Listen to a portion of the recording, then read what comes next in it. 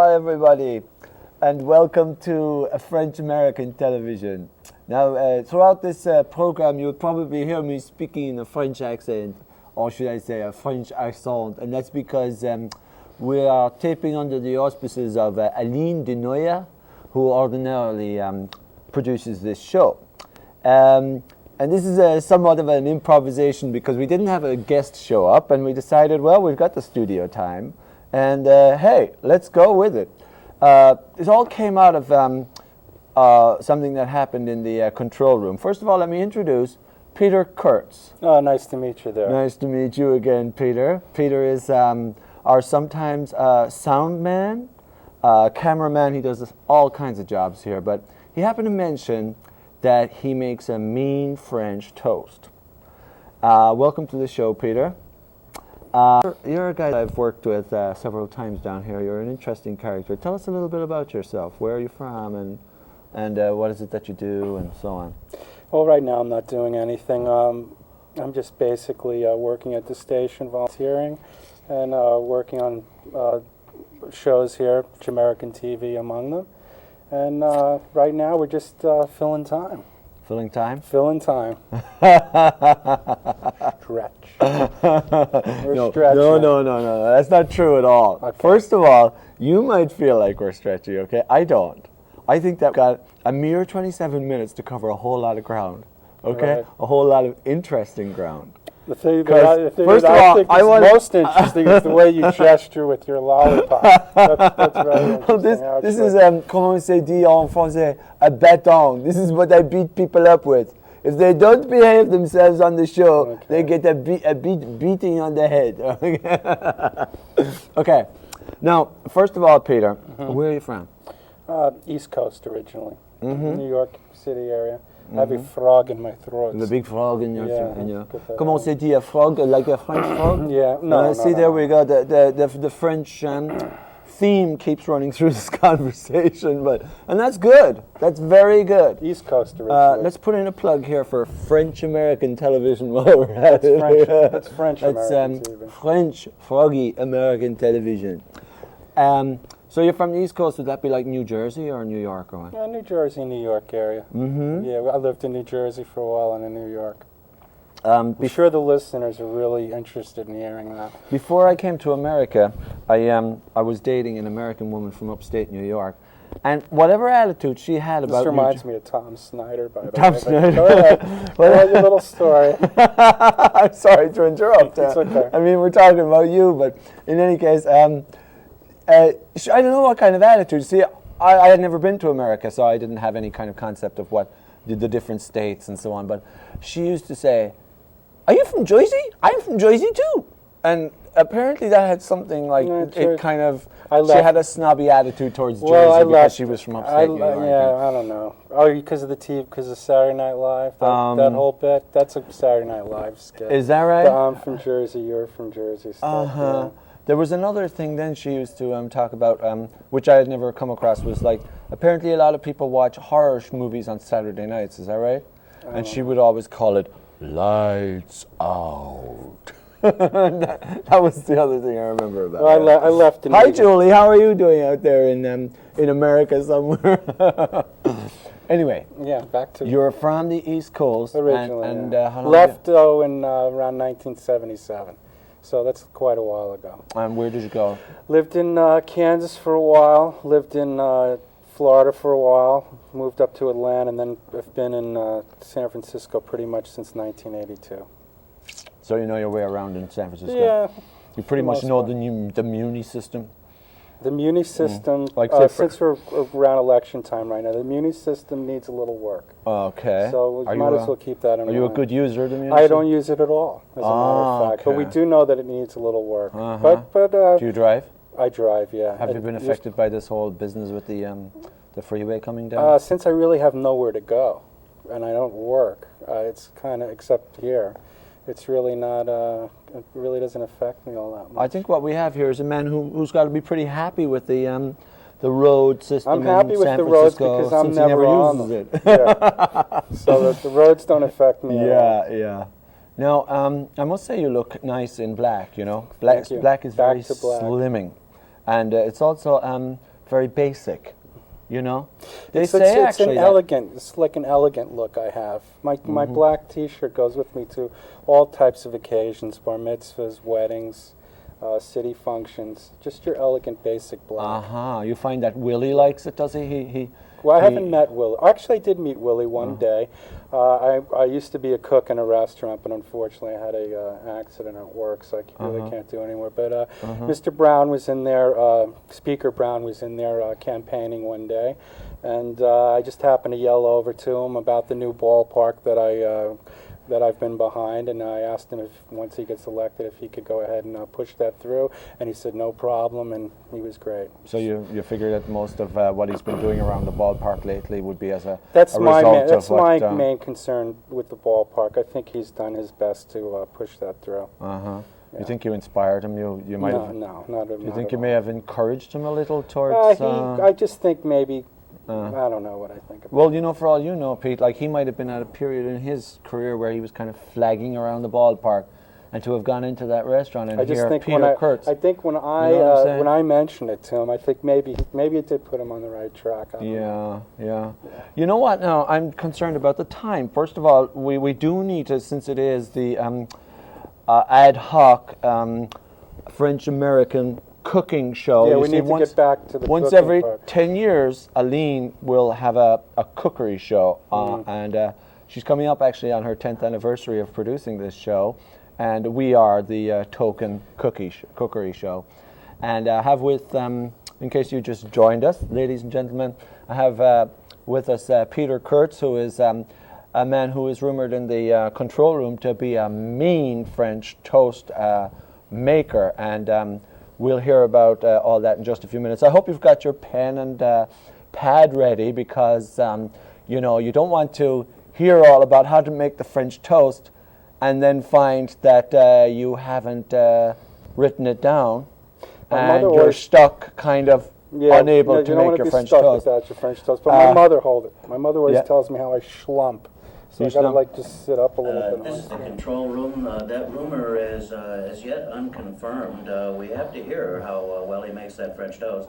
I'm in absolute agreement. That is Ray West, our famous director, recently arrived from Southern California, where he is and a horse racing having fan, produced several full-length feature films. A horse racing fan. But of course, now he's facing the major hurdle of his directing career, which is putting out, comment c'est dit en français, French-American television, the 10th anniversary cookery show. Bon appetit. We're here with Peter Kurtz to talk about the life and times of a famous West Coast cook. We're going to be short on time. I think we may have to come back for another show, because not alone do we have to discuss how to make or talk about how, you know, Peter's favorite recipe on French toast cooking. But we also like to learn a little bit more about Peter, because he's also behind-the-scenes man here in Channel 53, and a great contribution to many shows. You'll see his name come up in... Among them French-American. Among them French-American. He's done pretty much every job there is to be done here in the studio. Except Bill's job. I'd like to have Bill's job. Yeah. That's the one where you get to be paid, I do believe. You get paid for that job. I think pay is a major feature I of that believe you job. also get to act impatient and somewhat disturbed by... Kick some ass around here, right? I like that job, yeah.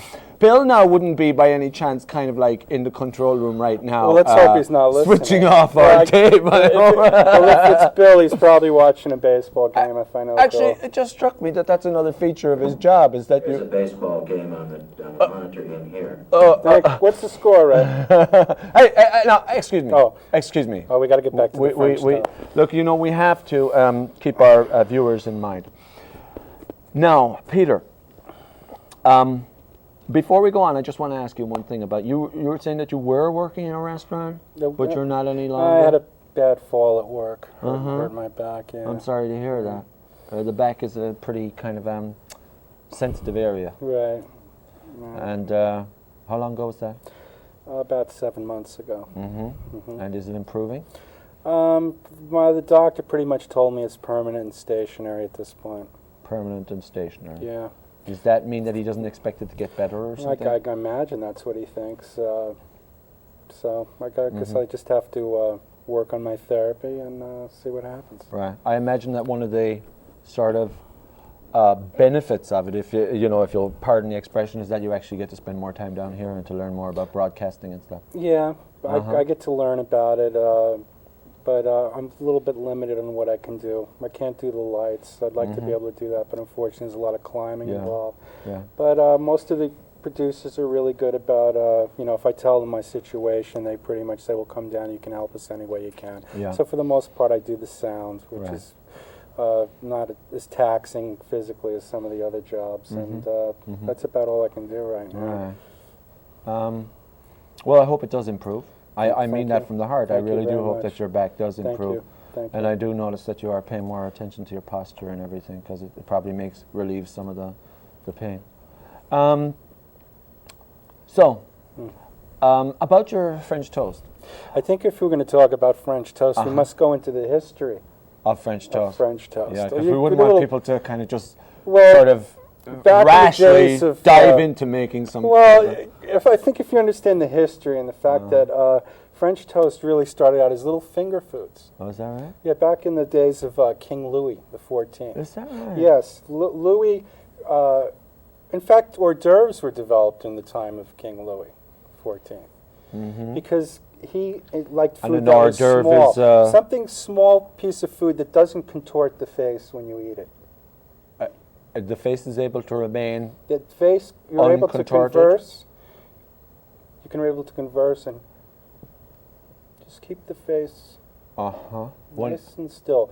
If it did not contort the face, it was considered An hors d'oeuvre. An hors d'oeuvre, yeah. I So never French knew toast that. Now, originally see? started out as an hors d'oeuvre. They Oh. cut it up in little strips and they dip it in their favorite sauces. By which I imagine we can assume then that eating French toast originally did not contort the face. Not originally. Originally, But later did not on, yes. contort. Well, Isn't later that it very became interesting? more of a meal, yeah. Huh. More of a meal, yeah. Later on, a little powdered sugar on top, little syrup. I'm speechless. I mean, this is something that I hadn't. Well, you just have to go into the depths I hadn't reckoned of the that. history of cooking to know these things. And since I've had a lot of time, I other had. than my cooking, I hadn't reckoned on something kind of as something that can grab you. well like that, of such gravity to Yeah. kind of to surface in what was going to be just a regular show.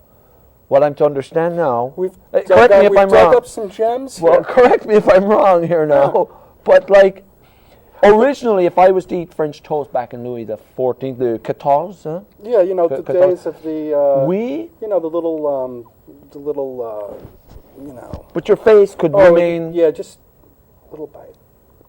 Your face could remain otherwise uncontorted, Uncontorted. and the value of such a It's conversational, purely conversational. The salon days, when they'd sit around you didn't and need contortion. do their It little was- verses. They just wanted to just have it light. Was contortion considered sort of low class at that time, or something? Yeah, I see. think so. Yeah, Right. conversation should be Right, controlled, right. at least in the upper echelon of society. Yeah. There's something else that's striking me about this whole French toast genre, shall we say? Yeah.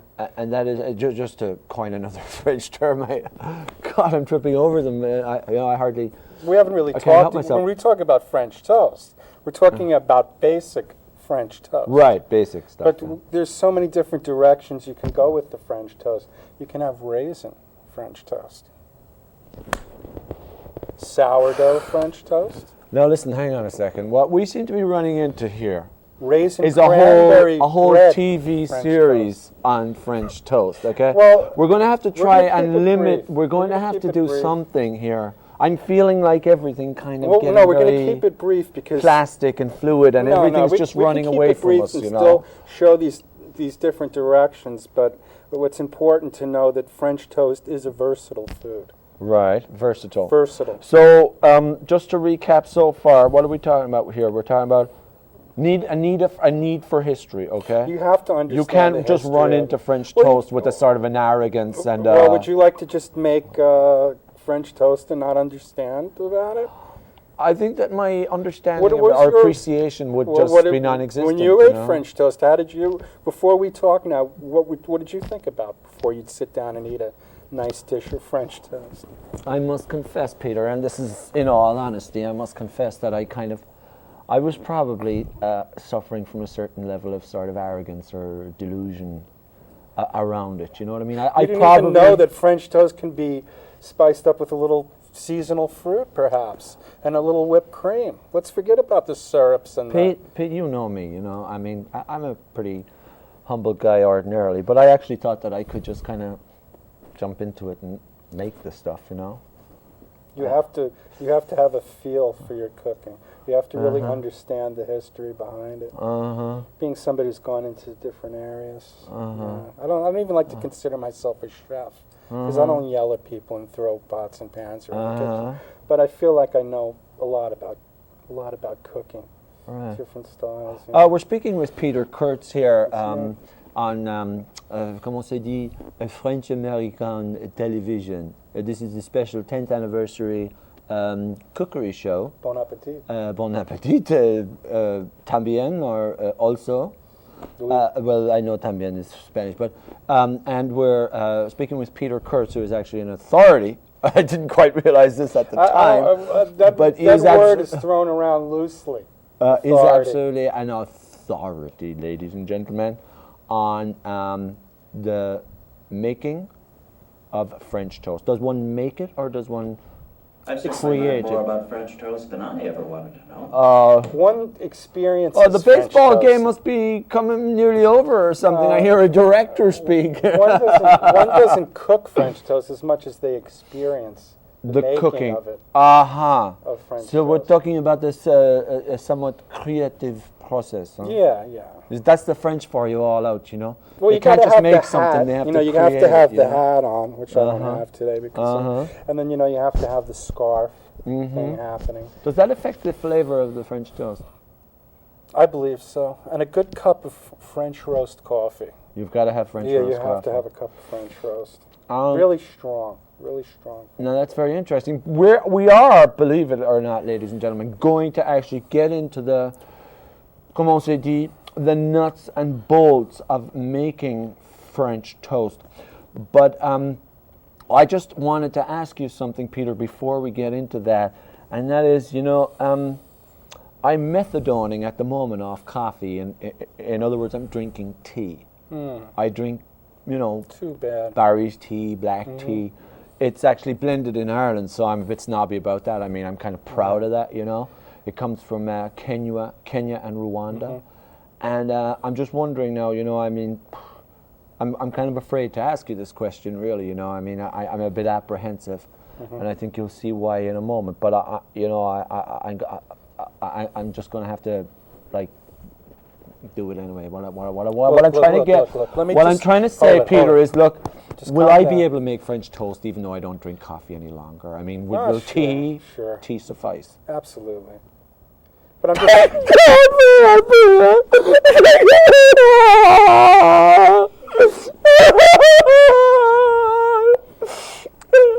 I'm so relieved. Honestly, I am.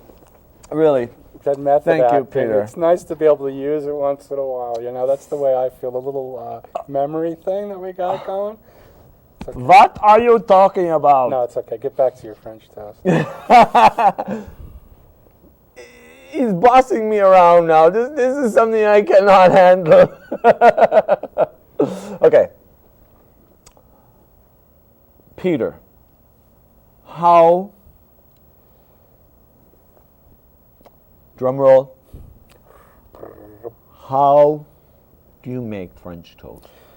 The key to French toast is the batter. The batter.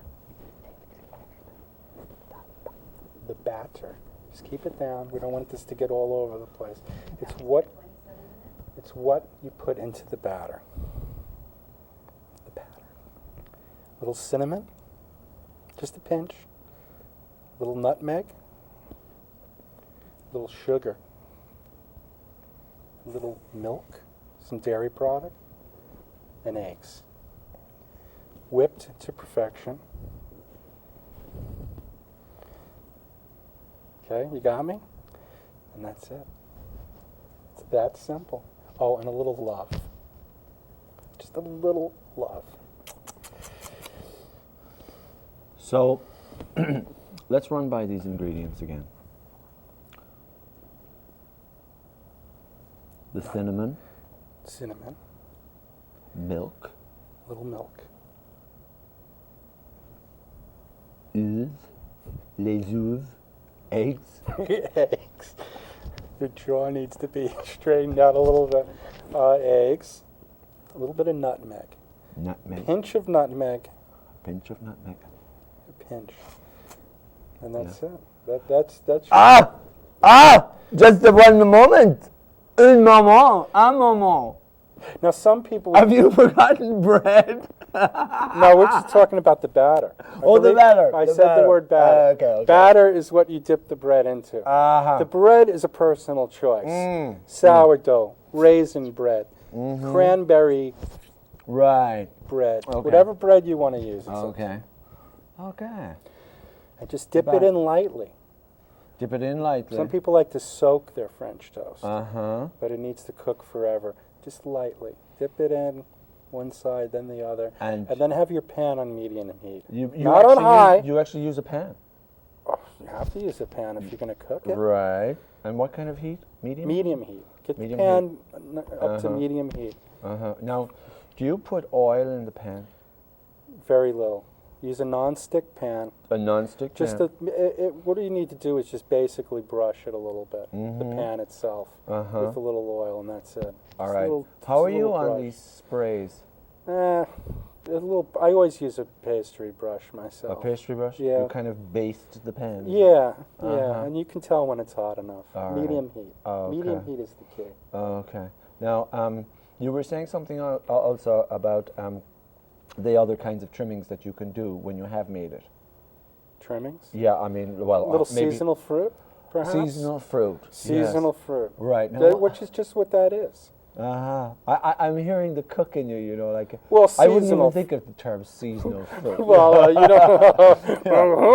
No, I'm but just it's an old cab driver. I wouldn't think seasonal fruits. fruit, you know. Well, there's certain times of the year where you don't want to use a strawberry. All right. What would you be using around now, this October 5th? Let them finish when they want to. October 5th. Oh, we're having a little discussion behind the scenes. I think actually that we are coming close anyway to the end. I think we nearly have this basic French toast cracked, wouldn't you say, Peter? Right. I think that, we've given our audience enough to work on for a week or so, and perhaps, depending on the kind of feedback that we get from the